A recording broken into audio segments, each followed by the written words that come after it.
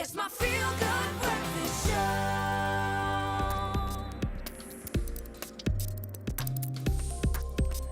Welcome back to your Feel Good Breakfast Show. Happy Wednesday to you, and thanks so much. It is so cool to be in your company and hope that you're enjoying all of the vibes. Right now, let's quickly take a look at the latest news from the world of technology that's piqued our interest and hopefully do the same for you. What we got? Yeah, this one's quite cool, man. I love pandas. Of course, I mean, who doesn't love surely pandas? every human being on the planet loves pandas.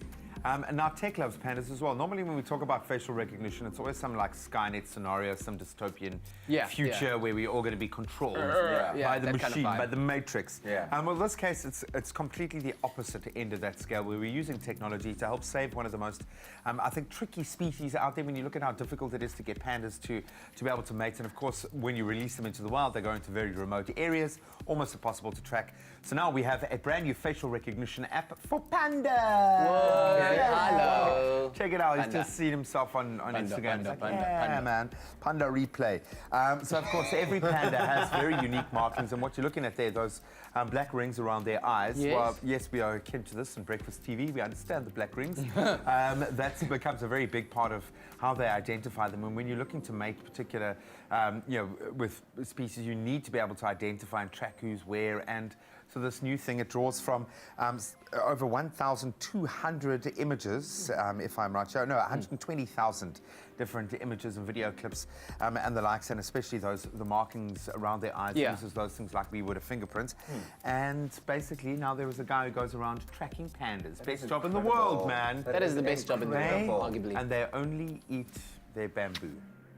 Wow. Shoots. One of the most beautiful creatures Wow, ever. that is an So insane cool. tech story. Panda, Well, listen to this one. Panda You can now replay. get baptized Okay. in virtual reality. What, Oh, wow. Yeah. Okay. So we know that virtual reality has been finding its way into many different industries and businesses, but now it seems to have taken a bit of a spiritual turn. The Virtual Reality Church was founded in 2017 in America. It's a whole church as a way to bring Christians together in the digital space using virtual reality technology. Now, each person will join the VR church as an avatar, and then the pastor will give sermons in the way that they would in a normal church, but this just happens in virtual reality. Now, this past weekend, listen to this one. A man from America received one of the first baptisms in VR. 40 people from across the world plugged into it. They were part of it, and they gathered to watch the proceedings.